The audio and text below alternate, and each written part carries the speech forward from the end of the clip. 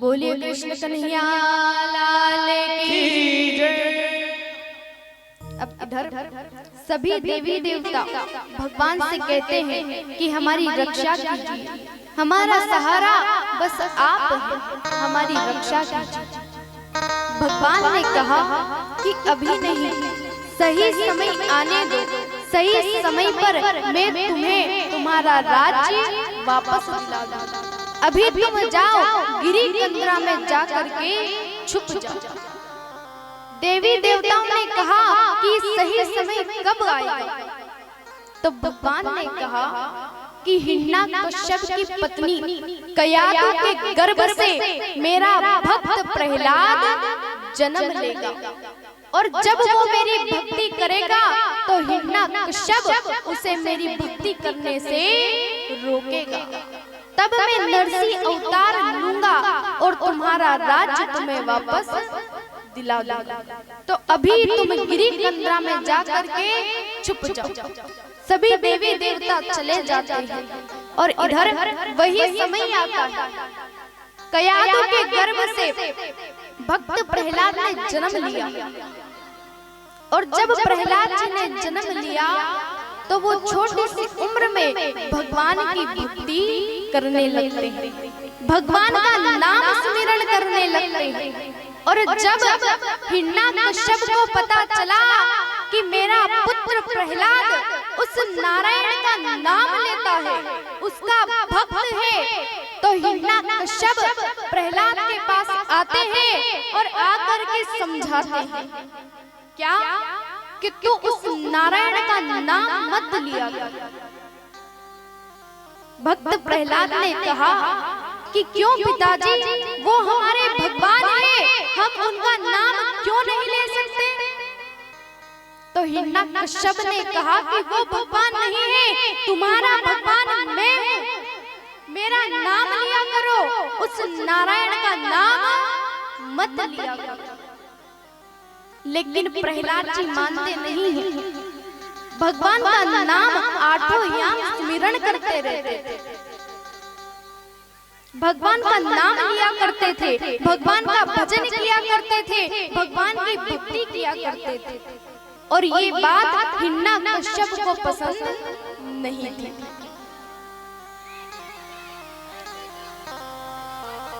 लड़ लो पहला लड़ लो, अपन कथा बाद में कर लांगा।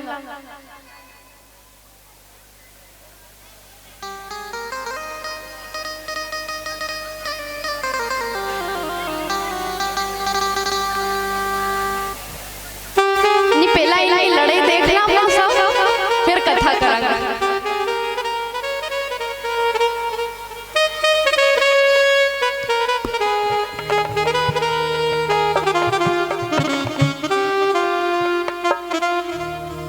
इनके नहीं अलग अलग बैठा दो।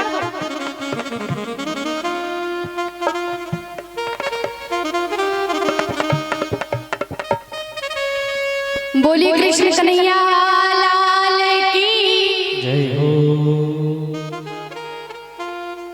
प्रहलाद जी भगवान का भजन करते थे, भगवान का नाम लेते थे, लेकिन ये हिरण्यकश्यप को पसंद नहीं था, उन्हें अच्छा नहीं लगता था। वो मना करते थे कि तू भगवान का नाम मत लिया कर, लेकिन प्रहलाद नहीं मानते थे। प्रहलाद भगवान का भजन करते थे। तो हिरण्यकश्यप ने अपने सेवकों को बुलाया और बुला करके कहा कि जाओ तुम प्रहलाद को पहाड़ से नीचे फेंक दो और इसे मार दो, मुझे ऐसा पुत्र नहीं चाहिए। तो हिरण्यकश्यप के सेवकों ने ऐसा ही किया, पहाड़ पर लेकर के गए और नीचे फेंका। तो भक्त प्रहलाद को कुछ नहीं हुआ। जिसकी रक्षा स्वयं भगवान करते हैं उसका कौन क्या बिगाड़ेगा। प्रहलाद जी को कुछ नहीं होता, वो बच जाते हैं। हिरण्यकश्यप ने बड़े बड़े हाथियों को बुलाया और कहा कि इनके पैरों में प्रहलाद को कुचल करके मार दो, लेकिन प्रहलाद को फिर भी कुछ नहीं हुआ। जब प्रहलाद जी को कुछ नहीं हुआ तो हिरण्यकश्यप ने अपनी बहन होलिका को बुलाया। क्यों बुलाया? क्योंकि होलिका को वरदान प्राप्त था कि अग्नि उसे जला नहीं सकती। होलिका को बुलाया और बुला करके कहा कि तुम प्रहलाद को लेकर के अग्नि में बैठ जाओ। अब देखो साहब, बुआजी ने भी कसर नहीं छोड़ी। बुआजी अग्नि में लेके बैठ गई। बुआजी ने भी कसर नहीं छोड़ी। अब इधर जैसे ही होलिका प्रहलाद जी को लेकर के अग्नि में बैठी तो देखिए भगवान की लीला। होलिका को वरदान प्राप्त था कि अग्नि उसे जला नहीं सकती, लेकिन देखिए भगवान की लीला। होलिका तो अग्नि में जलने लग जाती है और भक्त प्रहलाद बच जाता है। अब जैसे ही होलिका जलने लगी तो पास में कुछ माताएं बहनें खड़ी थी। वो जल भर करके लाई और होलिका पर डालने लगी ताकि अग्नि बुझ जाए। अब हमारे यहाँ पे देखो ऐसा ही होता है ना, होली में हम ठंडी करने जाते हैं ना होलिका, वो इसीलिए करने जाते हैं। किसी माता ने विचार किया कि छोटा सा प्रहलाद जल जाएगा तो उसे बचाने के लिए उसमें जल डाल देते हैं। हमारे यहाँ भी हम ऐसे ही होली ठंडी करने के लिए जाते हैं। अब कोई पूछे साहब कहीं के होलिका तो जल गई तो भक्त प्रहलाद कहाँ बचा? तो मैं बताती हूँ कि कहाँ बचा। जब हम होलिका का वो डंडा गाड़ते हैं ना और ऊपर का जल जाता है और नीचे जमीन का बच जाता है, वो भक्त प्रहलाद होता है। अब इधर प्रहलाद जी बच जाते हैं। अब जैसे ही प्रहलाद जी बचे तो हिरण्यकश्यप ने देखा कि प्रहलाद का अग्नि भी कुछ नहीं बिगाड़ सकता। तो हिरण्यकश्यप को बड़ा ही क्रोध आता है और क्रोध में आकर के कहा क्या कि तेरा भगवान कहाँ है? बता, आज मैं तेरे भगवान को मार दूंगा। बता तेरा भगवान कहाँ मिलेगा? तो प्रहलाद ने कहा कि पिताजी, मेरा भगवान तो हर जगह है, हर जगह मेरा प्रभु विराजमान है। अरे आप में भी मेरा भगवान है और मुझ में भी मेरा भगवान है, वो तो हर जगह मिलता है। हम कहते हैं ना कि हर कंकर में शंकर होता है। भगवान कहाँ नहीं है? भगवान तो हर जगह होता है। भक्त प्रहलाद ने कहा कि पिताजी, मेरा भगवान तो सब दूर है, पास में एक खंबा था। हिरण्यकश्यप ने कहा कि इस खंबे में तेरा भगवान है। भक्त प्रहलाद ने विश्वास के साथ कह दिया कि हाँ पिताजी, इस खंबे में मेरा भगवान है। तो हिरण्यकश्यप एक गदा लेकर के आता है और उस खंबे पर मारने लगता है। अब जैसे ही उस खंबे पर प्रहार करने लगा तो वो खंबा चीर करके भगवान नरसिंह का प्रकट हो जाता है। बोली भगवान नरसिंह की जय हो। अब जैसे ही भगवान का प्रकट हुआ तो भगवान नरसिंह ने क्या किया? हिरण्यकश्यप को पकड़ करके डेली में ला करके अपनी जंघा पर लेटा देते हैं और कहते हैं क्या कि आज मैं तुम्हें मार दूंगा। अब हिरण्यकश्यप ने जब ये बात सुनी ना तो सुन करके कहा क्या कि आप मुझे नहीं मार सकते। ये बात सुन करके हिरण्यकश्यप हंसने लग जाता है। भगवान ने कहा कि तुम्हारी मृत्यु तुम्हारे सामने है और तुम हंस रहे हो। हिरण्यकश्यप ने कहा कि आप मुझे नहीं मार सकते, मैंने विधाता से वरदान प्राप्त किया है, कोई मुझे मार ही नहीं सकता। भगवान ने कहा कि कौन सा वरदान? आज मैं तुझे तेरा एक एक वरदान गिना करके तुझे मार दूंगा। अब भगवान पूछ रहे हैं कि बता तूने क्या वरदान मांगा था? तो हिरण्यकश्यप कहने लगता है कि मैंने वरदान मांगा था कि मैं ना पृथ्वी पर मरूं ना आकाश में। तो भगवान कहते हैं कि देख पृथ्वी है कि आकाश है, तुझे मेरी जंगा पर मैंने लेटा रखा। बता दूसरा वरदान क्या था? ना घर में मरूं ना बाहर मरूं। तो भगवान कहते हैं कि देख घर है कि बाहर है, डेली में तुझे ले जा करके मार। तीसरा वरदान क्या था? कि ना मैं दिन में मरूं ना रात में मरूं। भगवान कहते हैं देख ये दिन है कि रात है, संध्या का समय था। अब देखिए साहब, इसीलिए हम कहते हैं कि संध्या के समय कभी डेली पर बैठना नहीं चाहिए, क्योंकि उस समय निशाचर का वास उस डेली में होता है। तो कभी भी संध्या के समय डेली पर नहीं बैठना चाहिए। भगवान कहते हैं कि और वरदान बता, क्या मांगा था? हिरण्यकश्यप ने कहा कि मैंने वरदान और भी मांगे थे कि ना मैं नर से मरूं ना नारायण से मरूं। भगवान कहते हैं कि देख मैं नर हूं कि नारायण हूं, नर सिंह हूं ना नर हूं और ना नारायण हूं। भगवान कहते हैं कि बता और क्या वरदान मांगा था?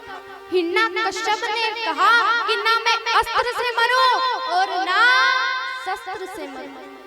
भगवान ने कहा कि देख ना मेरे पास अस्त्र है और ना ही शस्त्र है, मैं अपने नाखूनों से तुम्हें मारने वाला।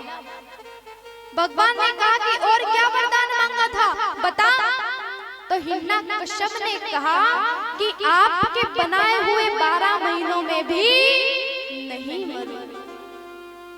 भगवान ने कहा कि बता ये 12वां महीना है? नहीं, ये 13वां महीना है, पुरुषोत्तम मास। भगवान ने इसीलिए पुरुषोत्तम मास बनाया था, 13वां महीना बनाया था कि हिरण्यकश्यप का गोविंदाय नमो नमः कर सके। इसलिए ही वो पुरुषोत्तम मास बनाया हुआ। अब इधर भगवान हिरण्यकश्यप के सभी वरदान याद दिला करके अपने नाखूनों से हिरण्यकश्यप का गोविंदाय नमो नमः कर देते हैं। बोलिए कृष्ण कन्हैया लाल की जय हो।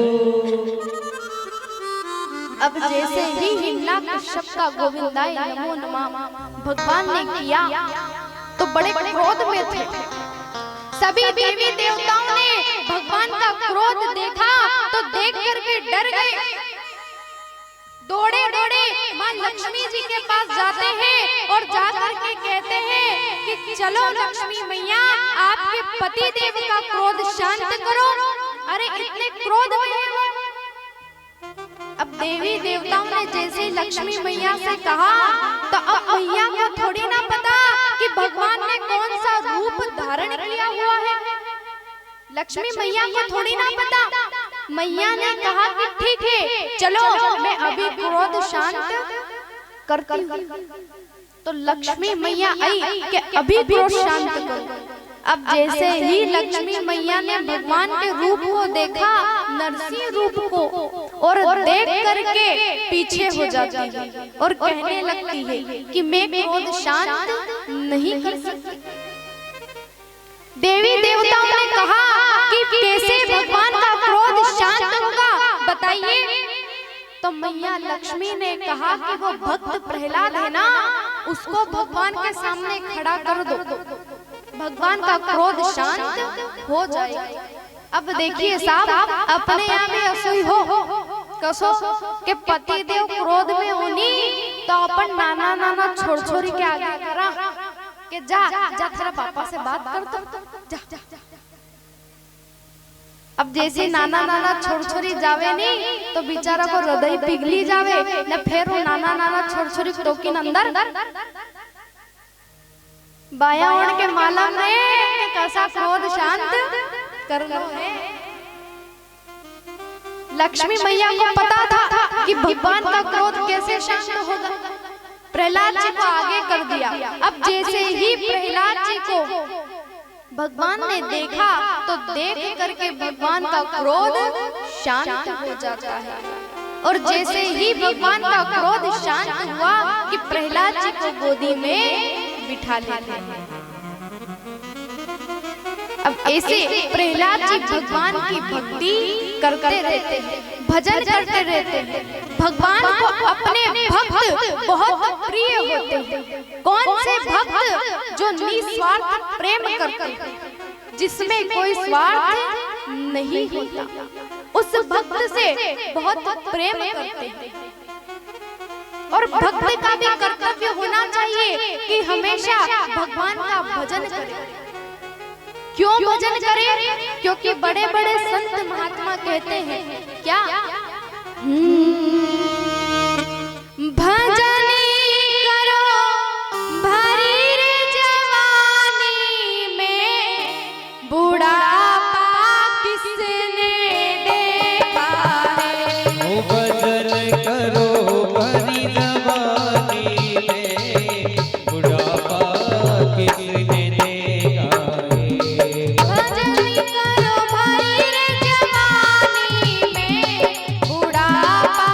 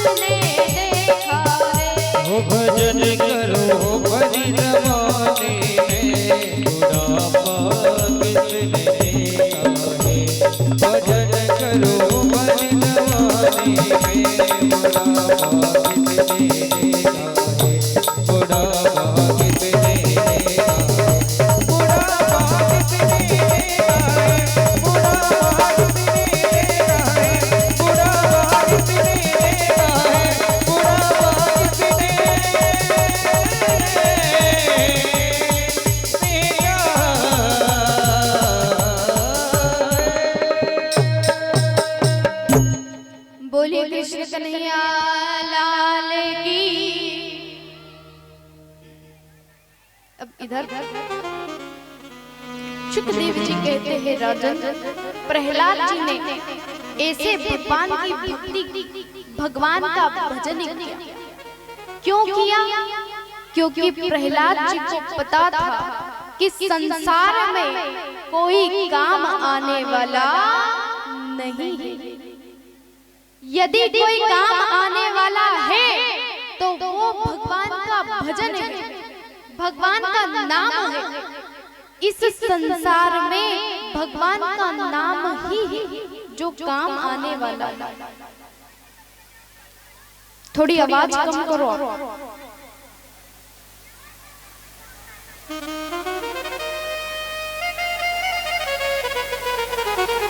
बोलिए कृष्ण कन्हैया लाल की जय हो। अब इधर प्रहलाद जी को पता था कि भगवान का भजन ही है जो काम आने वाला है।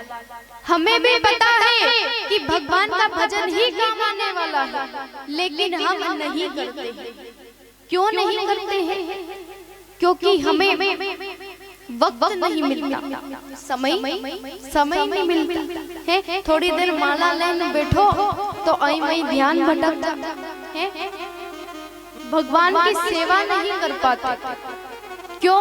क्योंकि मन में परिवार, रिश्तेदार, माता पिता सब अपने मन में विराजमान और भगवान विराजमान नहीं। लेकिन अपने मन में बस भगवान को विराजमान करो, क्योंकि सिर्फ भगवान है जो काम आने वाला है। देखिए सब, एक बार की बात है, एक बालक था जो रोज नियम से एक संत जी के आश्रम में जाया करता था। रोज नियम से। एक दिन वो संत जी के आश्रम में गया तो संत जी की तबीयत खराब थी। संत जी उस बालक को बुलाते हैं और बुला करके कहते हैं कि पुत्र, तुमने मेरी बहुत सेवा कर दी, बहुत सेवा तुमने मेरी की है, तो अब मैं चाहता हूँ कि तुम मेरी गद्दी पर विराजमान हो जाओ। तो वो जो बालक है ना, उसने विचार किया कि आपकी गद्दी पे विराजमान होना मतलब अपने परिवार को छोड़ देना, छोड़ना पड़ेगा, संत बनना पड़ेगा। तो वो बालक मना कर देता है कि गुरुजी, मैं आपकी गद्दी पे नहीं बैठूं। तो गुरुजी ने समझायो, कई समझायो कि नाना, इस संसार में बस भगवान ही है जो काम आएगा, थारो परिवार थारा काम में नहीं आएगा। तो तू है नी भगवान की भक्ति कर और हमारी गद्दी पे बैठ जा। लेकिन उन छोरा ने मना कर दिया कि नहीं गुरुजी, मैं आपकी गद्दी पे नहीं बैठ सकूं, मारे हमारा परिवार को छोड़ना पड़े, मैं आपकी गद्दी पे नहीं बैठूं। तो संत जी ने बहुत समझायो कि इन संसार में भगवान ही है जो काम आएगा, लेकिन वो माने ही नहीं। वो छोरो यूं के कि अगर मैं मरी जाऊं, अगर मैं आपकी गद्दी पे बैठ जाऊं, तो मेरे परिवार को संभालने वाला कोई नहीं है, और अगर मैं आपकी गद्दी पे बैठ जाऊं तो मेरा परिवार मर जाएगा। कैसे रहेगा मेरे बिना मेरा परिवार? तो संत जी ने की कि नाना, ये परिवार रिश्तेदार काम नहीं आएगा, भगवान काम में आएगा, तू गद्दी पे बैठ जा। लेकिन वो बालक मना कर दिया। उस बालक ने कहा कि देखो, मेरी माँ मेरे बिना रह नहीं सकती, जब से मेरा जन्म हुआ है एक पल के लिए भी मेरी माँ ने मुझसे दूर नहीं हुई है। पहला तो चलो छोटो थो और अब तो अतरो बड़ो हुई गयो, फिर भी हमारी माँ मारा साथ ही रहे, मारे थोड़ी देर का भले छोड़े ही नहीं ना, आई वही चल जाऊं नहीं तो बेचारी हमारी माँ आई वही फरिया करे, मारे ढूंढिया करे, कदी कहीं की दुकान पे जागी, कदी मंदिर हाड़ी जागी, कदी बस स्टैंड पे जागी, मारे ढूंढती रे, मारी माँ कसा रहेगी मारा बिना। तो संत जी ने समझाया कि भी तो सब रही लेगा, माँ तो सब रही लेगी, लेकिन वो बालक कहने लगता है कि माँ नहीं रहे, मारा पिताजी नहीं रहे, मारा पिताजी मार से कतरो प्रेम करे। अरे गुरुजी तुम्हारे कहीं बताऊं, जब हमारी सगाई हुई थी नी तो मारा पिताजी ने 6 डीजे करिया, 6 नाच मारी बींदड़ी, 6 डीजे करिया, तो भी कतरो प्रेम करे मार से। तो गुरुजी ने की के नाना थारे हऊ लागे के बरी लागे, थारा पिताजी भी थारा साथ नहीं जागा। नाना ने की के ये जावे कि नहीं जावे, मारी लुगाई मारी बैरा तो जागी, लेकिन संत जी ने की के कोई नहीं जा। और थारे अगर देख लो है कि कुन थारा साथ जा, तो तू एक काम कर, कहीं कर कि तू मरवा को नाटक कर, जदे मालूम पड़े कि कौन थारा साथ जा। तो कहीं के मरवा को नाटक कैसा करूं, तो संत जी ने समझाई दियो कहीं कि तू अभी नहीं घरे जा जाए और थारी सांस रोकिन पड़ी जा जाए, थोड़ी देर भले सांस रोकिन पड़ी जा जाए।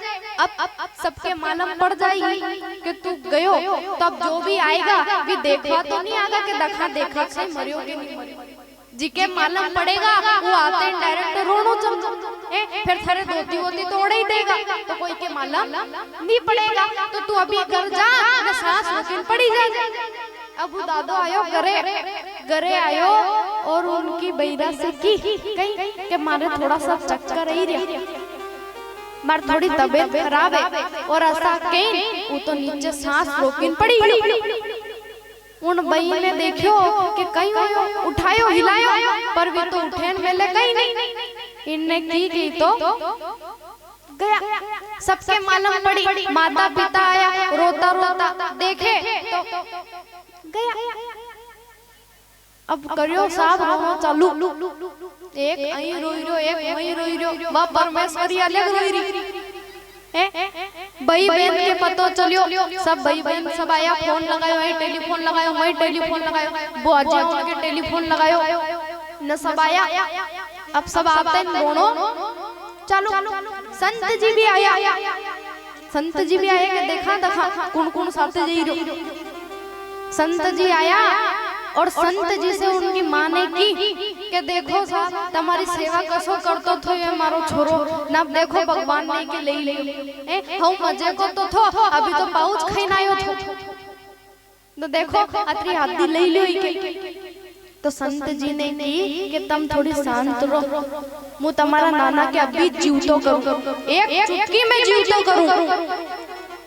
उन बई ने आंसू पोछया, छोड़ो पल्लो न डूब दे, और तुम्हारा सरकार तो राम जी नहीं हो गुरुजी, तुम्हारा सरकार तो राम जी। मां नाना के जीवतो कर दो, बस एक मां नाना के जीवतो कर दो। सब प्रसन्न हुआ, गुरुजी अभी जीवतो करे। तो गुरुजी ने की कि जीवतो तो कर दो, पर एक शर्त है। कहाँ की शर्त कि तुम जो इका लागता जोती गाँव नहीं, एक साइड हो जाओ, अहीं उबा हो जाओ। तो सब उबा हुआ, सबसे पहला ही सब बुआजी आई, और बुआजी ने की कि लो साहब उबा हो गया, अब हमारा भतीजा ने जीव तो करो। तो गुरुजी ने की के करूं, अभी रुको सही, मारी एक शर्त है, वो तो सुनो। कहाँ की शर्त है? बोले कि तुम सब जो अलग उबा नहीं, इनमें से कोई एक मरो, जदे जीव तो हो। बुआजी से की, ओ बुआजी तुम मरो, तुम्हारो जीव तो जा को छोड़ो। बुआजी ने की गुरुजी, ओ हमारा भतीजा बोले कहीं नहीं मरती हो गुरुजी, क्यों नहीं मरती है? मारो भतीजो तो प्यारो, कहीं उनका बोले नहीं मरती। ओ गुरुजी वो तो मरी जाती, पर अभी नहीं, मारा घर से टेलीफोन आयो कि जो हमारा नाना का नानो है नी, उन्हें चाह में शरीर बाढ़ लियो, तो मारे जाना पड़ेगा 9 की बस में। तो गुरुजी ने उन छोरा तरफ इशारो करी, दे तारी बुआजी गई पोना 9 की बस में। बुआजी ने मना कर दी, माँ से की कि माँ तुम मरो, तुम्हारा छोरो जीव तो ही जाएगा। तो माँ ने की कि गुरुजी कहीं मरू, गुरुजी कहीं मरू, इनको मांडो करियो अगले साल तो मांडो करियो न, जैसे ये नाना को मांडो करियो नी तो मारी बहू ने 3 बार तो घी डोल दियो गुरुजी, घी डोल दियो। कसा मरु अण के छोड़ के मने कसा इन घर के घर बनायो, दूल्हा में से मौड़ा खाई खाई ने घर बनायो गुरुजी। कसा मरु बताओ। माँ ने मना कर दी, पिताजी से पूछी कि पिताजी तुम मरो, पिताजी ने मना कर दी। ओ कहीं मरू गुरुजी, अरे यो नानो है नी मोटर स्टैंड में छोड़ दो तो दम बर पाउच खा न मारी डोगरी के छोड़ी में कसा मरू। ए मारी डोगरी ऐसा देख रही मारे इनके छोड़ के कसा मरू। ए लोगों तो यूं ही कहेगा नहीं कि देखो बुढ़ापा में साथ छोड़ी गयो, या देखो बेचारी कैसे देख रही मारे डोगरी। वो तो नहीं मरू गुरुजी, नहीं मना कर दी। उनकी लाड़ी से पूछी, बई बहन से पूछी कि तुम मर जाओ। अब बई बहन उठे थे नहीं उठे, मना कर दी। उनकी लाड़ी से पूछी कि तुम मर जाओ, तुम्हारा पति जीव तो ही जाओ। तो की लाड़ी कहेंगे कि गुरुजी तुम्हारी बुद्धि कहाँ गई हो, गुरुजी तुम्हारी बुद्धि कहाँ गई। क्यों कि देखो अगर मैं मरी जाऊं नहीं ये जीवता हुई जा, मैं मरी जाऊं न मारा पति जीवता हुई जा तो मारे कहीं काम को।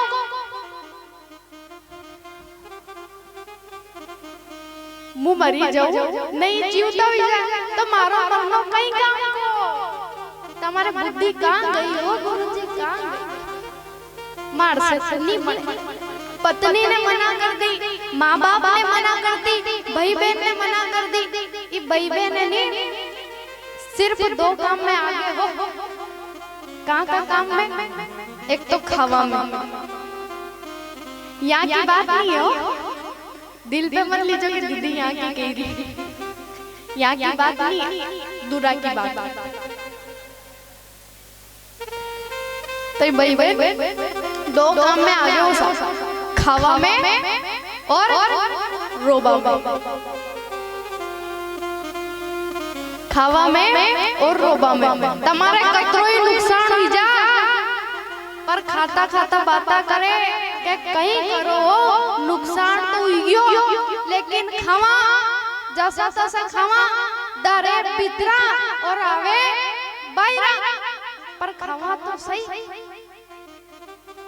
तो खावा में रोवा में कसा ओडियो चेवड़ो ने मलायो राग से राग। अब भीतरे भरे कौन देख रहे हो, आंसू हीरे के लिए।